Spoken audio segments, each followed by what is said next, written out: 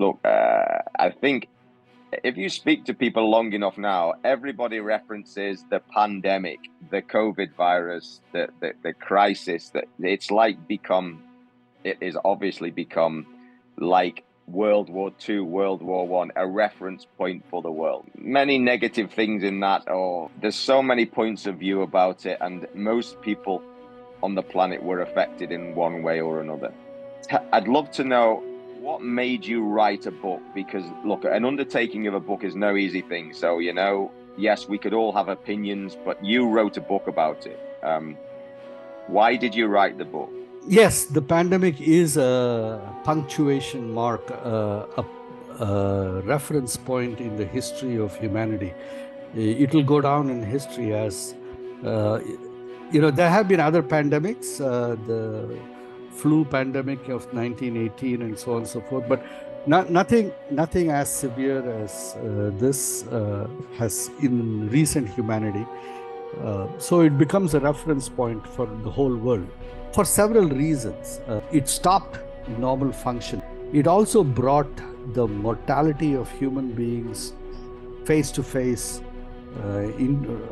and it kind of jolted humanity out of a complacent assessment of where their life was going, which is the reason why so many people decided to quit jobs and not go back into the workforce, because they suddenly realized, well, what am I doing with my life? It can vanish, and I better reorient and think what I'm going to do. I wrote a book on the pandemic for a simple reason. I saw the fear and divisive us versus them rhetoric globally, not just in the US, but all over the world. People were breaking down, and the structure of human civilization and the connection of society was ripped apart in the pandemic. And I saw 40 years of my work as a physician being torn apart by these forces in society. The virus and the disease was only a symptom. The actual divisive rhetoric was far more corruptive than the virus. And my father once said that evil has power only in the silence of the good.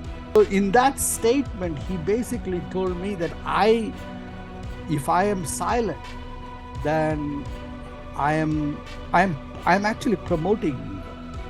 I'm actually contributing to it. And so I decided to write a book about our experience. So there are several books on the pandemic already. All of them talk about the science of the virus, the lab leak, and they go into a lot of esoteric details of the science. And I do touch upon the science in my book.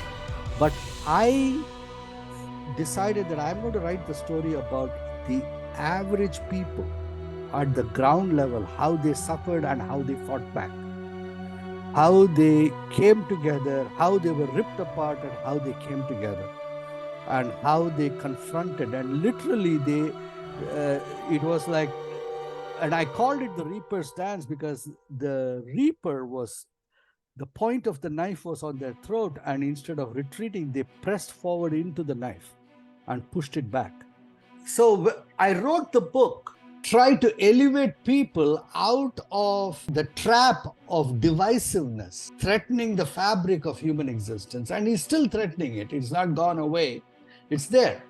Because the reason why it threatens, the reason this divisive conversation we are having is because we look at the world only from the narrative aspect of our life. We don't look at it as human. See, I'll give you an example. When the bride is embraced by her spouse, is she in the experience of the embrace, or is she in the narrative of the embrace? In the experience from yes. There is no, the narrative is shut off, and therein is the joy. When a person straps on a wingsuit and jumps off the cliff, as he is falling and getting control and flying and falling, Is he in the experience of that death-defying plunge, or is he in the narrative of it? He's in the experience, and that is why they want to keep doing that again and again. Yeah. And then when they land, they tell about it. Then they go into the narrative about it. Yes. All right. All of life, your joyous moments, the greatest joys of your life, the greatest successes of your life, is always in the experience. And then you come on a podcast and you hear somebody describe the narrative. Oh, Dr. Iyer has done this, done this, done this, done this. He's done this. Oh, today we have an amazing. That's the narrative. It has nothing to do with my experience of 40 years. No. So that is what I'm trying to say. I need to separate this in the conversation, because when we separate it, there is great power in it. My grandfather started the process for me. Yeah, I have a passage about it. Tell it to the stars. And when I was young, there was a time in my high school when my friends who moved to a different school, and I lost my friends. I didn't have new friends. There was a new teacher who joined the school, and somehow she had it in for me, and she was giving me bad grades, making me feel small in class. So I was miserable. So my grandfather came and visited us one day, and then after dinner, he said, I'm going to go for my after dinner walk. You want to come with me? So I walked with him, and halfway down, he says, what's bothering you? Tell me. So I said, no, nothing's bothering me. No, I know you have been very quiet today, very silent. What's wrong? Something's bothering you. So then I immediately burst out. I said, I hate school. I did this. So he listened carefully. And then after I finished, he said, you finished? I said, yeah. Okay, you see those stars in the sky? So yeah. It's India, so it's very black sky. Stars are very bright. So I said, I want you to tell your problems, all your complaints, everything that happened, all the things that are messing up your life. I want you to tell it to the stars, just like the way you told it to me. Tell it loudly to the stars. Yeah. And I looked at him and said, really? He says, yeah, just tell it. So I thought my grandfather was losing it, but anyway, I respected him, so I started saying it. So initially I was saying it softly, and then I got more confident, and I was saying it loudly, and I finished my entire litany of complaints to the stars. I finish it, and then he says, you finished? He says, yeah. I want you to look at those stars, and I want you to tell me what they are doing with your problems. He says, what do you mean they're doing it? They're not going to do anything. Nobody's going to do anything. The world doesn't care. No, the universe doesn't care. So then he says, I want you, says, Ravi, do you realize now the benign indifference that the universe has to your problems? I looked at him stunned. See, at 14, my problems was my universe. And he just jolted me out of that. He says, you look at the universe, the stars don't care about your problems. And they are continuing to shine. And then he says, Ravi, when the sun shines and when the rain falls, the sun is not shining to make the fruit ripen or to make the trees grow. And it is not shining to cause drought and famine. And the rain, when it falls, is not falling to water the grass. And it is not falling to cause death, floods, death, and devastation. All that the sun is doing is shining, and all that the rain is doing is falling. It is we who make a story out of it.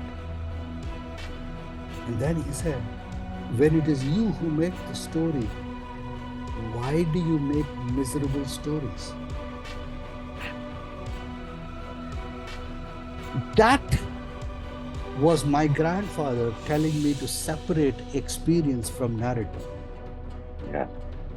Yeah. And not only did he tell me to separate it, he showed me how to separate it. See, we go around telling, don't worry, it's just nothing is happening. We don't give people the tools to separate experience from narrative. We don't give them the ability to stand away from their narrative and see the power they have in what narrative that they would like to have. This is the reason why you can't break somebody out of an addiction. This is the reason why you can't save somebody from an abusive relationship. This is the reason why an athlete is not able to break out of a destructive pattern of exercise or movement. Because there is a narrative about the movement that is preventing the movement itself. Same thing.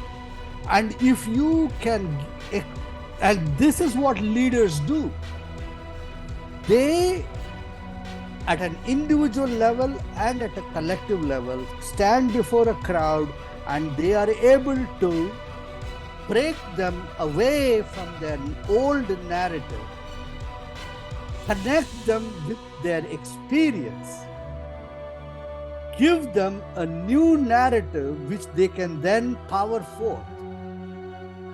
That is what leaders do.